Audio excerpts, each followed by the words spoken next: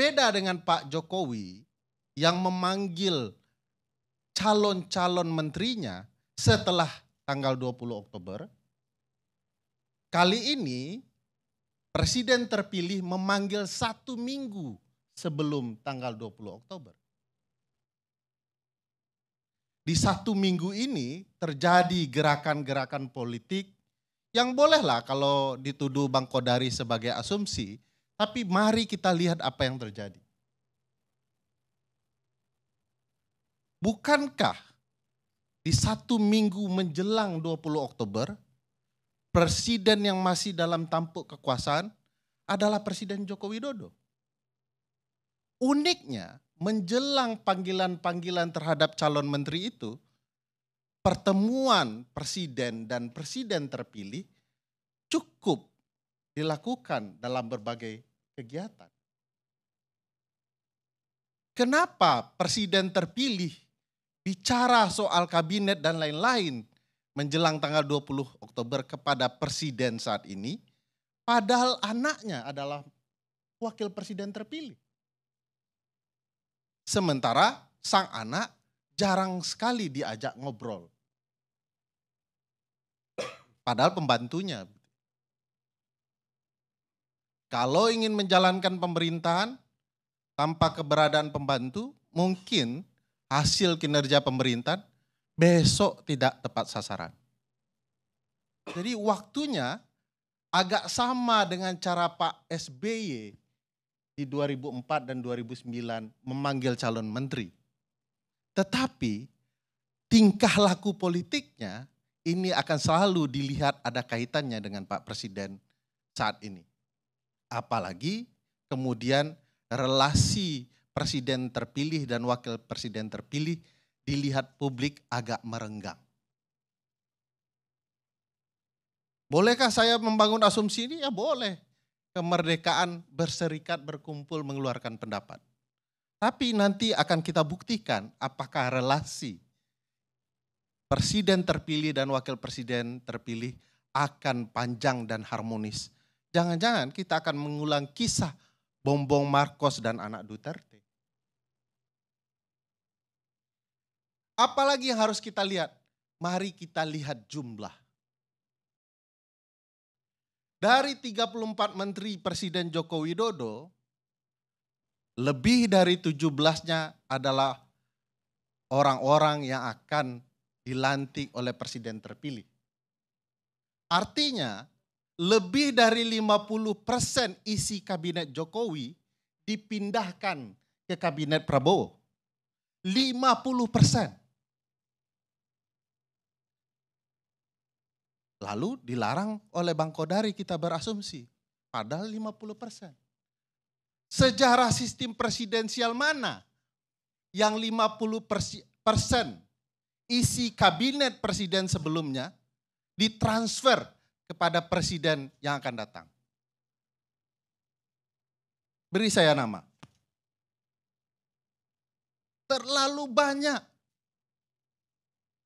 orang-orang Presiden Joko Widodo yang menjadi pembantu Presiden Prabowo. Jumlah ini luar biasa.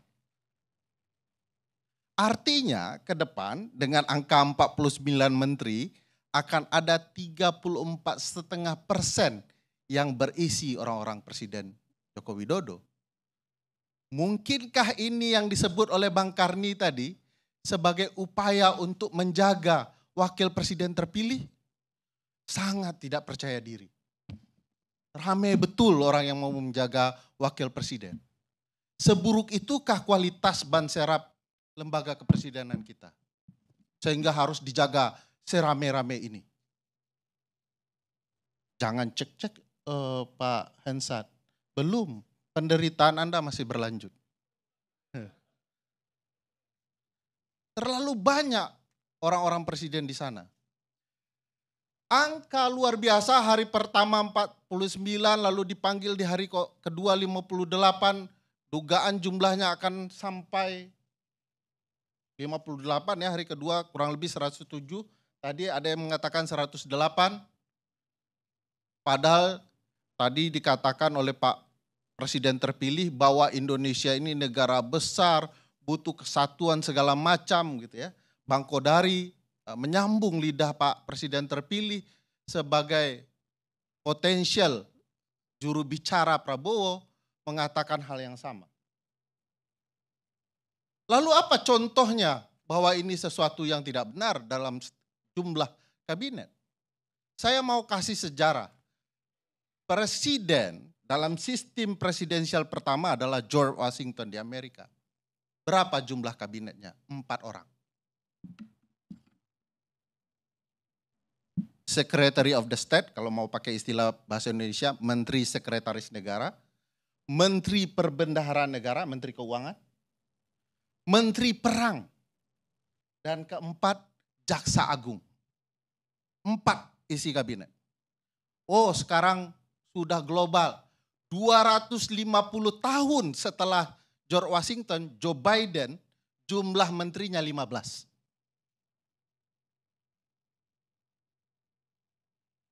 Kurang apa yang tidak diurus oleh menteri-menteri dalam sistem presidensial Amerika? Selain mengurus 350 juta warganya, dia juga mengurus 9 juta kilometer persegi wilayah Amerika dan juga mengurus urusan negara orang lain.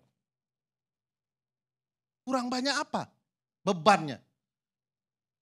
Menterinya cuma 15. Kabinetnya 23.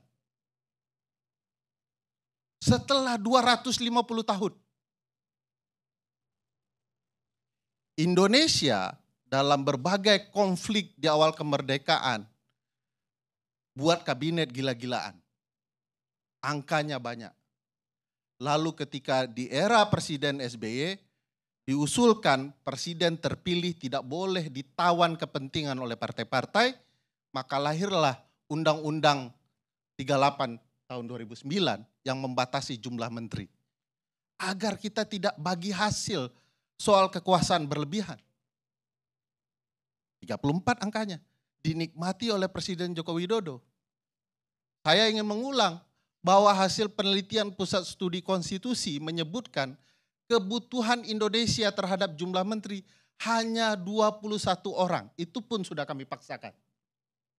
Mestinya bisa lebih kurang dari itu. Kenapa? Kalau banyak menteri akan banyak kesemerawutan. Penjelasannya sederhana. Satu, dengan jumlah yang terbatas akan lebih hemat anggaran. Kita tidak beli mobil Mercy S-Class banyak-banyak.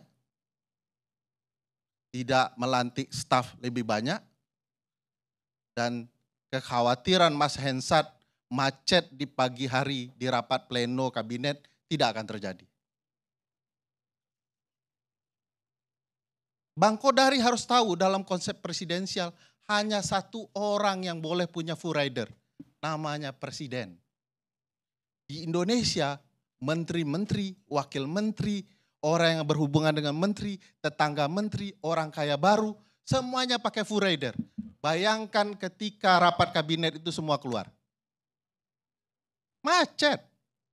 Tapi karena Bang Kodari sudah masuk level elit ya, calon potensial jubir, ya tentu tidak akan macet karena pakai full rider juga mungkin ya.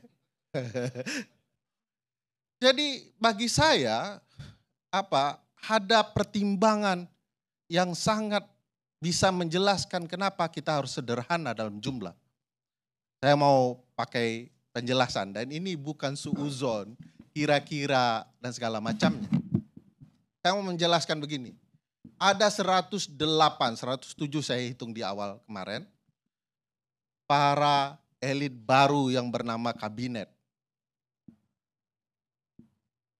Kalau semua menteri diberikan Mercy S-Class, Mas Adi, yang harganya dalam penghitungan saya 2,9 miliar, dan dijelaskan oleh Bang Karni, sebenarnya itu harga bisa jadi 3 miliar. Tapi saya belum pernah beli. 2,9 dikali 107 orang, 108 sebenarnya, kita akan mengeluarkan uang 310 miliar untuk mobil para menteri. Sementara kita bercita-cita mau memberantas kemiskinan dengan makanan bergizi gratis. Ternyata yang dapat mobil gratis para anggota kabinet. Harganya gila-gilaan. Saya mau kasih tahu, untuk perombakan nomenklatur Pak Datuk Karni Ilyas dan teman-teman yang nonton ILC, boleh silakan cek. Karena saya orang yang berada di dalam sistem kementerian yang nomenklaturnya sering diubah. Perubahan nomenklatur itu akan berdampak kepada suplai dana baru. Satu nomenklatur Kopsurat yang berganti akan membebani negara miliaran. Hebatnya kabinet baru kita merombak hampir seluruh nomenklatur yang ada. Kalaulah saja beban pergantian nomenklatur surat, Kopsurat ya, dari pusat hingga daerah itu, masing-masing 1 miliar, maka akan dibutuhkan 49 miliar untuk urusan Kopsurat. Dan kita masih bicara soal bagaimana memanfaatkan anggaran bagi warga negara miskin agar dapat makan siang gratis.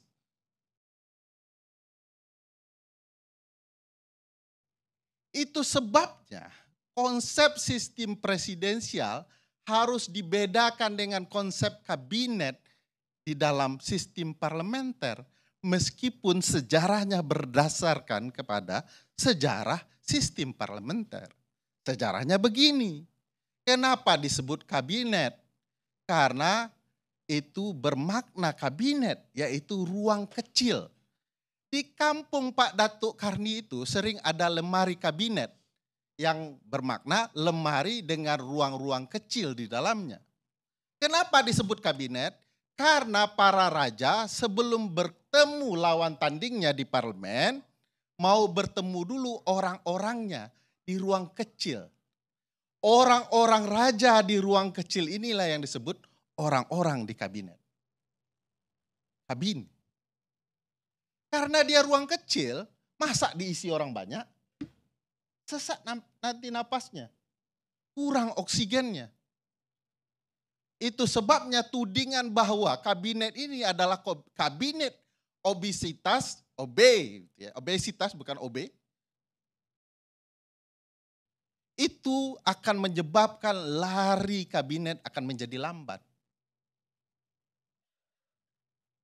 Obesitas itu dalam makna tertentu disebut fatness, ya. Dalam bahasa gaul, gemoy untuk mengurangi nilainya. Jadi Bang Kodari harus berteman juga dengan anak-anak gaul bahwa cemooh terhadap kegendutan diubah menjadi gemoy untuk mengurangi ya pemaknaannya yang tajam. Maknanya sama. Sama-sama sesak nanti kabinet kalau diisi terlalu banyak